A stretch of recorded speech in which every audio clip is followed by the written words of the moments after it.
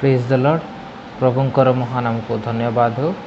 प्रभु आज आम ए प्रकार सुंदर सुजोग देले ताहांकर गौरव ताहांकर स्तुति करने तेणु से जीवित परमेश्वर को धन्यवाद दिए। ए समय आसतु आमने प्रभुंकर वाक्य अल्प समय चिंता करवा।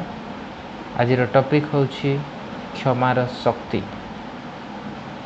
आज टॉपिक हूँ क्षमार शक्ति। प्रिय ईश्वर लोक माने क्षमार शक्ति अवर्णनीय अटे। से बंधन भांगी दिए, स्वतंत्रता प्रदान करे, असाध्य रोगरू मुक्त करे, शांतिपूर्ण जीवन आड़कू आमको नहीं जाए, क्रोध एवं शत्रुता को शेष कर दिए, युद्ध क्षेत्र को संकुचित कर दिए। प्रिय ईश्वर को लोक माने आज आम चिंता करिवार विषय होछि क्षमार शक्ति। क्षमा करिवार गुण रे कि प्रकार शक्ति रही अछि से विषय आज आम चिंता करिबा। प्रभुंकर वाक्य माने ध्यान करिबा। माथ्यू लिखित सुसमाचार तार 18 अध्याय 22 एवं 23 पद। ए स्थान आम देखुचु प्रभु जीशु ख्रीष्टंकर शिष्य पीतर आसी पचारुछंती, प्रभु जदि मोर भाई मो विरुद्ध रे पाप करे तेबे मु तांकु केते थर क्षमा प्रदान करिबी। आ प्रभु जीशु ख्रीष्ट तांकु उत्तर दउछंती, तुमर भाई जदि तुम विरुद्ध रे पाप करे तेबे तुमे 7 गुण 70 थर पर्यंत तांकु क्षमा प्रदान कर। प्रिय ईश्वर लोक माने प्रभु जीशु ख्रीष्ट तांकर शिष्य पितर को कहउछंती 7 गुण 70 थर तुमर भाई को कौन कर क्षमा प्रदान कर। आमानकर जीवन रे आमाने अनेक थर अन्य मानू क्षमा दे न थाउ।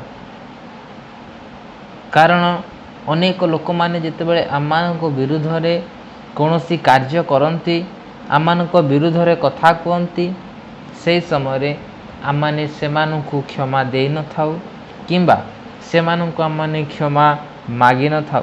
किंतु ए स्थान आम देखुछु माथ्यू लिखित समाचार तार 18 अध्याय 21 एवं 22 पदरे आमाने जेतेबेले पाठ करिबा, से स्थान रे प्रभु जीशु ख्रीष्ट सुंदर भावरे पितर को कहउछंती, तुमे कौन कर 70 गुण 7 थर तुमे कौन कर निजर भाई को क्षमा प्रदान कर। ठीक से प्रकार आमाने मध्य जो चिंता करिबा पुरातन नियम रे आदि पुस्तक तार 45 अध्याय 4 पदर जदि 8 पद पर्यंत आमाने पाठ करिबा, से स्थान मध्य आमाने देखुछु क्षमार विषय रे। से स्थान आमाने देखुछु कोन क्षमार विषय रे। जेतेबेले जोसेफ को तांकर भाई माने आउ मिदियनीय मानक हस्तरे विक्रय कर देउछंती, जोसेफ को से माने मिस्र देश को नहीं जाउछंती एवं से स्थान रे जोसेफ अनेक दुख अनेक कष्ट अनेक समस्या दे गति करी परिशेष रे जेतेबेले से राजा भावरे बा मिस्र एक अधिपति भावरे नियुक्त होउछंती, से समय निजर भाई माने जेतेबेले जोसेफ निकट को आसुछंती, से समय जोसेफ कौन करुछंती निजर भाई मानू को देखी से सेमानकु क्षमा प्रदान करुछंती। प्रिय ईश्वर लोक माने आज आमने चिंता करिवार विषय होछि क्षमार शक्ति। क्षमार गुण आमानक जीवन रे रहिबा आवश्यक रहिछि। अनेक व्यक्ति आमानक विरुद्ध रे कथा कहंती, अनेक कथा कहिबा सत्वे आमानक विरुद्ध रे अनेक कार्य करंती, हेले आमाने से विषय को आमान को हृदय रे रखि थाउ, आमाने सेमानकु क्षमा देई न थाउ। किंतु आमाने देखुछु जोसेफ जे कि तांको भाई माने तांकु विक्रय करिदेले, निजर रक्त संपर्क माने तांकु अन्य लोक मानक हस्तरे विक्रय करिदेले, किंतु जोसेफ कौन कले सेमानकु परिशेष रे क्षमा प्रदान कले। पुणी आम देखुचु पितर मध्य जीशु ख्रीष्ट को जो पचारुछंती, प्रभु मोर भाई को मु केते थर क्षमा प्रदान करी जदि से मो विरुद्ध पाप करुछि तेबे मु ताको कि प्रकार क्षमा देबी। प्रभु यीशु कहउछन्ति तमे 70 गुण 7 थर पर्यंत क्षमा प्रदान करिबा। आमाने थरे क्षमा करिबार असंभव, जड़े व्यक्ति को थरे क्षमा प्रदान करिबार असंभव अटे, किंतु प्रभु यीशु ख्रीष्ट कहउछन्ति तुमे कौन कर 70 गुण 7 थर पर्यंत अर्थात अगणित भाव तुमे तुमर भाई को क्षमा प्रदान कर। प्रियश्वर लोक मैंने पुणी आम जदि पाठ करवा बाइबल अनेक से प्रकार क्षमार विषय लिखा जाए। प्रभु यीशु ख्रीष्ट को जिते बड़े शत्रु माने क्रूसार्पित करिसंती, से क्रूस उपरे थाई मध्य पितांक निकटरे प्रार्थना करी कहउछंती पिता एमाने कौन करूछंती ताहा जानती नहीं, एमानंकु क्षमा कर। प्रियश्वर लोक मैंने आम चिंता करिवार विषय होउछि पिता परमेश्वर निकटरे प्रभु यीशु ख्रीष्ट जो लोक माने कि तांको क्रूसरे चढ़ाई थिले, जो लोक माने कि तांको अत्याचार कले, जो लोक माने कि तांको मृत्युदंड देले, सेही लोक मानक प्रति से क्षमार मनोभाव क्षमार गुण प्रकाश करियछंती। तेणुकरी आज मध्य आमाने चिंता करिवार शिक्षा करिवार विषय होउछि आमानक जीवन रे मध्य आमे माने क्षमार गुण को आमानक जीवन रे प्रयोग करिवार आवश्यकता रही अछि। जदि से दिन जोसेफ निज भाई मानकु क्षमा देई न थांते तेबे से तांकर भाई मानकु नहीं जेल रे रखि पारि थांते, से मानकु अनेक शास्ति अनेक कष्ट देई थांते। तुमे मो जीवन रे ए प्रकार गत दिन मानकरे समस्या कल, मु आज तुम मानक प्रति मध्य से प्रकार समस्या करिबी।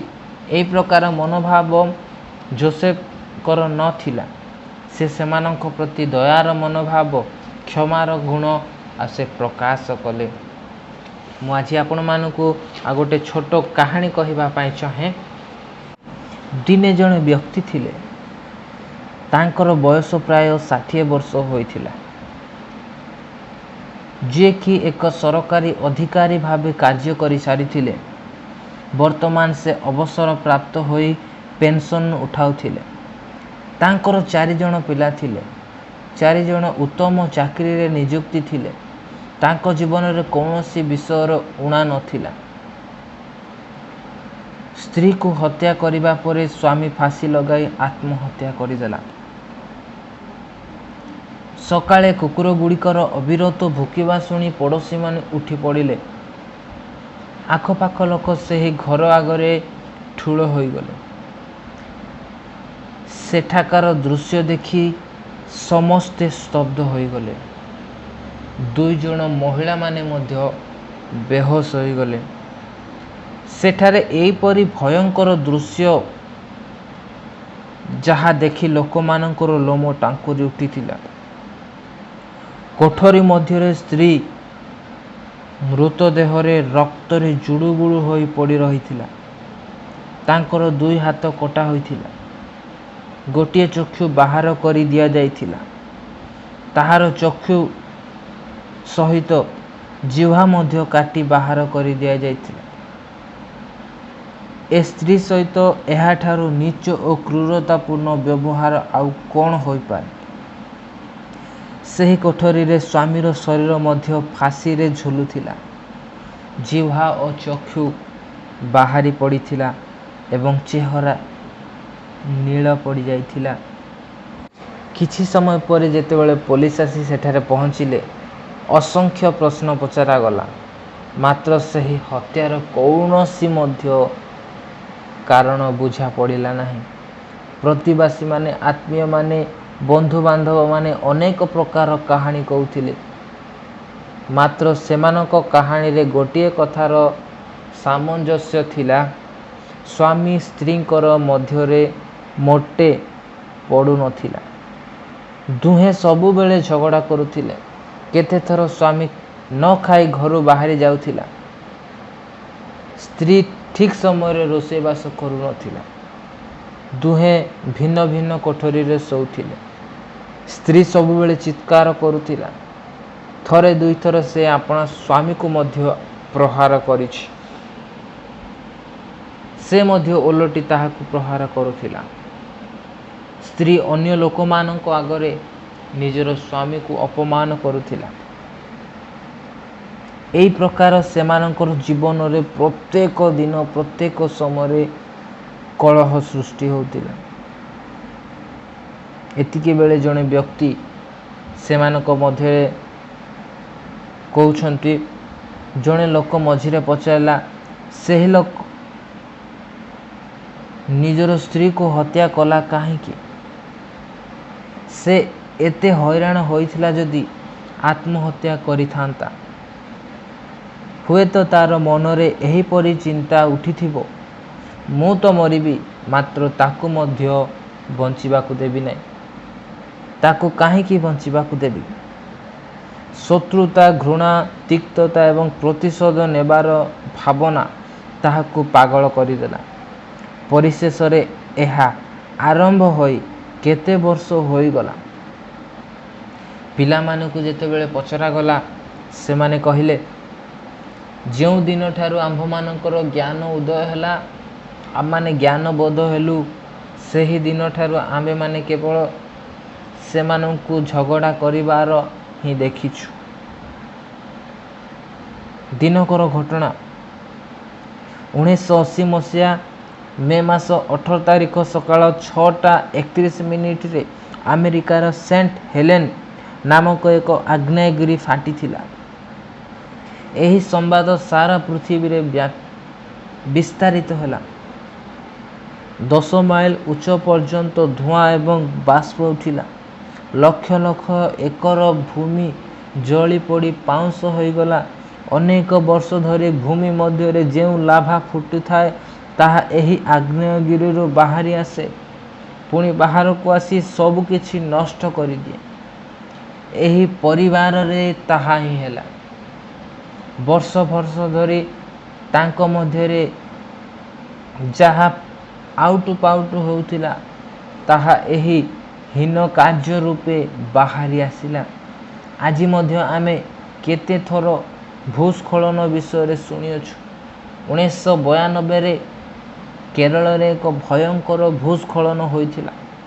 ଭୂମି ମଧ୍ୟରେ ଥିବା ଜଳ ସମ୍ପୂର୍ଣ୍ଣ ଶକ୍ତି ସହ ବାହାରକୁ ଆସିଲା। କ୍ଷିପ୍ର ଝଡ଼ଧାରା ହେତୁ ନିକଟବର୍ତ୍ତୀ ସମସ୍ତ ଅଞ୍ଚଳ ଜଳ ସହିତ ଭାସିଗଲା। ଜଳ ପ୍ରବାହ ଏତେ କ୍ଷିପ୍ର ଥିଲା ଯେ ଏହାର ପଥରେ ଆସୁଥିବା ପାହାଡ଼ ଓ ପଥର ସୁଦ୍ଧା ଭାସିଗଲା। ପ୍ରିୟ ଈଶ୍ୱରଙ୍କ ଲୋକମାନେ, ଆମମାନେ ଏ ସ୍ଥାନ ଦେଖୁଛୁ, ସ୍ୱାମୀ ସ୍ତ୍ରୀଙ୍କ ମଧ୍ୟରେ କଳହ। ଅନେକ ସମୟ, ଅନେକ ଦିନ ଧରି ଯେଉଁ କଳହ ଥିଲା, ତାହା ହତ୍ୟାର ରୂପ ନେଲା। ସେ ସ୍ୱାମୀ କ'ଣ କଲା? ନିଜର ସ୍ତ୍ରୀକୁ ହତ୍ୟା କରିଦେଲା। ପରିଶେଷରେ ସେ ନିଜେ ଆତ୍ମହତ୍ୟା କଲେ। କାରଣ ତାଙ୍କର ଜୀବନରେ ସେମାନେ କ୍ଷମାର ଗୁଣକୁ ପ୍ରକାଶ କରିପାରିଲେ ନାହିଁ। ତେଣୁକରି ଏହି ପ୍ରକାର ଅଘଟଣ ସେମାନଙ୍କ ଜୀବନରେ ଘଟିଗଲା। ଆଉ ଗୋଟେ ଛୋଟ କାହାଣୀ କହିବା ପାଇଁ ଚାହେଁ। ଗୋଟେ ଗ୍ରାମରେ ଜଣେ ବ୍ୟକ୍ତି ରହୁଥିଲେ। ସେ ବ୍ୟକ୍ତିଙ୍କର 5 ଜଣ ସନ୍ତାନ ସନ୍ତତି ଥିଲେ। ସେ ବ୍ୟକ୍ତି କ'ଣ କଲେ? ଆଉ ନିଜର ଜମିର ଭାଗରୁ 5 ଭାଗରେ ବିଭକ୍ତ କରି ନିଜର ପୁତ୍ର କନ୍ୟାମାନଙ୍କୁ ସେ ପ୍ରଦାନ କରିଦେଲେ। ଏହି ଜମିର ବଣ୍ଟନରେ ବଡ଼ ପୁଅଙ୍କର ଖୁସି ନଥିଲା। କାରଣ ସେହି ବଡ଼ ପୁଅ ଯେଉଁ ଭାଗଟି ଚାହୁଁଥିଲା, ତାହା ତୃତୀୟ ପୁଅକୁ ଦିଆଗଲା।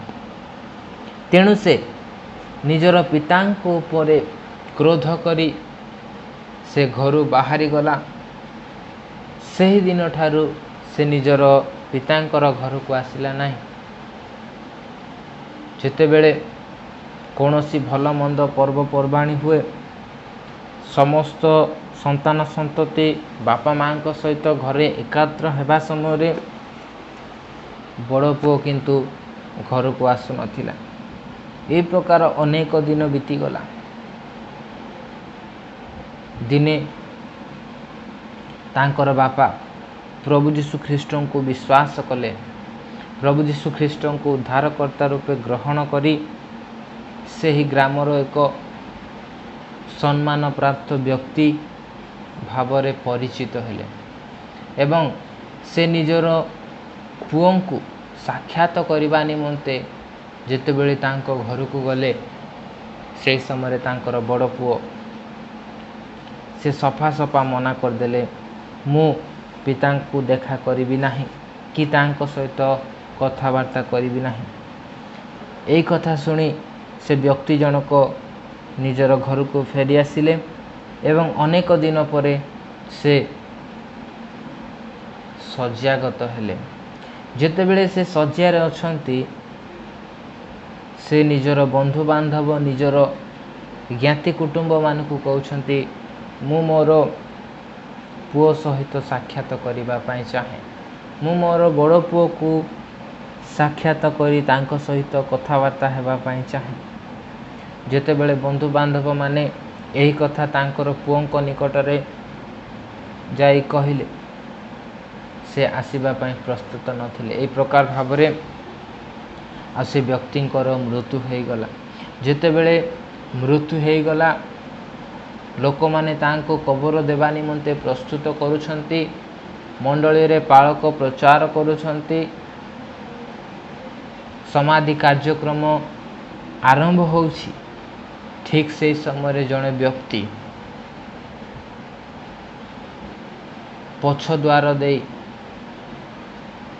क्रंदन सहकारे दौड़ी दौड़ी आसी सही शव निकटरे पहुँचुअछंती एवं से चित्कार करी कांदी कांदी कहउछंती मु एही कार्य आगुरु करिथिले भल हेई थांता। तांको के मध्य चुप करई पारु नाहंती, कारण तांको जीवन रे थिबा समस्त आग्नेयगिरी फाटी ताहा कणे छि लुह आकार रे बाहर को आसुछि। प्रेश्वरंक लोक माने से जदि समय थाउ थाउ निजर पितांक सहित साक्षात करी से क्षमा प्रार्थना करि थांता, हुए तो निजर पितांक से क्षमा दे थांता एवं पितांक ठारो से क्षमा प्राप्त हेई पारि थांता।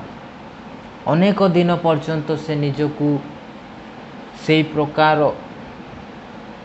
मनरे से कौन कला निजर जीवन को अतिवाहित कला। परिशेष रे से निजर पिता को क्षमा मागिला, निजर पिता को क्षमा देला एवं अनुतापर सह प्रभुंक ठारे निजर जीवन को समर्पण कला। प्रियश्वरंक लोक माने आमाने आज आमाने चिंता करिबार विषय होछि क्षमार गुण, क्षमार शक्ति। क्षमा प्रदान करिबारे शक्ति रही अछि। आमाने अनेकों को क्षमा देवा दरकार, अन्य को क्षमा देवा दरकार। आमान को विरोध रे कार्य करितवा प्रत्येकटी लोक मान को आमाने क्षमा देवा दरकार। जो माने आज मो विरोध रे कोनोसी कथा कहिसंती मु सेमान को क्षमा देबी। जदि मु सेमान को विरोध रे कोनोसी कार्य करिछि तेबे मु सेमान को क्षमा मागिबी। यह आमे माने आमान को जीवन रे निर्णय नेबा दरकार, जो द्वारा प्रभु आमान को जीवन रे कौन करिवे आशीर्वाद करिवे। से दिन जोसेफ जे प्रकार निजर भाई मान को क्षमा प्रदान कले, से दिन प्रभु यीशु ख्रीष्ट क्रूस उपरे थाई निजर शत्रु मान को जो माने तांको क्रूस उपरे टंगाई थिले सही लोक मान को से क्षमा देले। ठीक से प्रकार आज आमाने मध्य आमानकर शत्रु मानकु आमानकर प्रतिवासी आमानकर भाई मान को आमाने क्षमा देबा, जो द्वारा प्रभु आमान को जीवन रे क्षमा प्रदान करिवे। तेणुक वाक्य लिखा जाए तुमे माने जदि निजर भाई को क्षमा न दियो तेबे तुम मानकर स्वर्गस्थ पिता मध्य तुम मानकु क्षमा प्रदान करिवे नाही। तेणु आमाने क्षमा पाइबा पई हेले प्रभुंक ठारे निजर प्रतिवासी निजर भाईମାନଙ୍କୁ ନିଜର ଆତ୍ମୀୟମାନଙ୍କୁ ଆମମାନେ କ୍ଷମା ଦେବା, ଯଦ୍ୱାରା ପ୍ରଭୁ ଆମମାନଙ୍କ ଜୀବନରେ ସେ କ୍ଷମା ଦେଇ ଆମମାନଙ୍କୁ ଆଶୀର୍ବାଦ କରିବେ। ଏହି ଅଳ୍ପ ଚିନ୍ତାରୁ ଅଳ୍ପ ବାକ୍ୟରୁ ଆମ ପ୍ରତ୍ୟେକଙ୍କୁ ପ୍ରଭୁ ଆଶୀର୍ବାଦ କରନ୍ତୁ। ଆମେନ୍।